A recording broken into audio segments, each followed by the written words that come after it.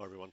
Today we're going to see how we can deal with problems like this that involve unlike surds. So we have a bunch of square roots here, but they're not all the same value. Before we can add and subtract, we have to turn them into like surds. So I'll begin by focusing on, actually, I'll go across here to the side for a moment and I'll just think about what the prime numbers are, because this is really going to be the key to this. So the prime numbers, remember, 1 is not a prime number. The first prime number is 2, then 3, then 5, then 7. 9, of course, is not a prime number. It divides by 3. Then we have 11, and so on and so on. Now, that's probably as many as we'll need. I'm going to perform a prime decomposition of the number 128. I'm going to pick 128 because it's the largest one here in the list. That was a good little tip that I got from one of my students in class today. So 128. Now we begin by dividing by the smallest prime number that will work. In this case, that's going to be a 2. So we'll have a 2, and then when we have this divided by 2, we're left with 64.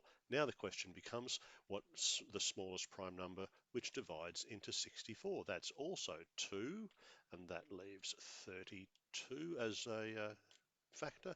Now we'll divide that one by 2. I'm putting the primes in red to make them stand out. That's a 16. Then that will divide by a 2. Some of these trees go a long way. That's an 8. 8 divides by 2, of course, gives 4. And finally, all the way down here, 4 divides by 2, leaving 2. Notice I wrote that last one in red because 2, of course, is a prime.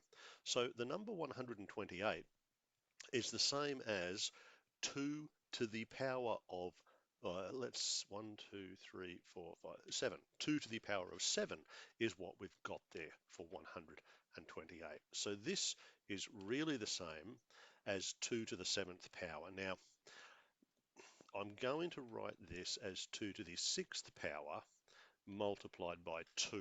The reason for that is because I want an even numbered power so I can simplify that square root. Now I would have minus 5. Now sometimes the numbers that you're given to work with are not so bad. The number 27, I don't think we need a factor tree for that one because 27 divides by 3. I'm thinking of the primes, leaving 9, and 9 is 3 by 3. So it's really the same as root of 3 squared by 3, remembering 27 is 3 cubed, and I want even powers plus 2 times root 32. Now this is why one of my students recommended we start with the largest one, because we've already got root 32 decomposed here. It would be the same as 2 to the power of 5. So rather than writing 2 to the power 5, I'll write 2 to the 4th power multiplied by root 2. And then finally we have 3 times root 75.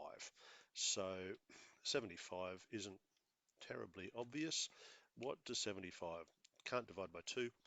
Can divide by 3 very nicely. 3 leaves 25. 25 can't divide by 2, can't divide by 3, can divide by 5, leaving 5. So the decomposition is 75 is 3 times 5 squared. And that's the bit I'll write here. I'll have the square root of 5 squared by the square root of 3. Now that I've got my large numbers written in terms of powers of primes, I can simplify this quickly. So the square root of 2 to the 6th power is really 2 to the 3rd power. I would still have root 2. There's a 5 there. Square root of 3 squared is 3, and I would still have root 3. There's a 2 there. The square root of 2 to the 4th is 2 squared, and there would still be the surd root 2. And the square root of 5 squared is 5, root 3. So that's 8 root 2 minus 15 root 3. 2 by 2 by 2 is another 8 root 2 minus 3 fives are 15 root 3. Now we've got our surds as very small prime numbers, and we've got some like surds.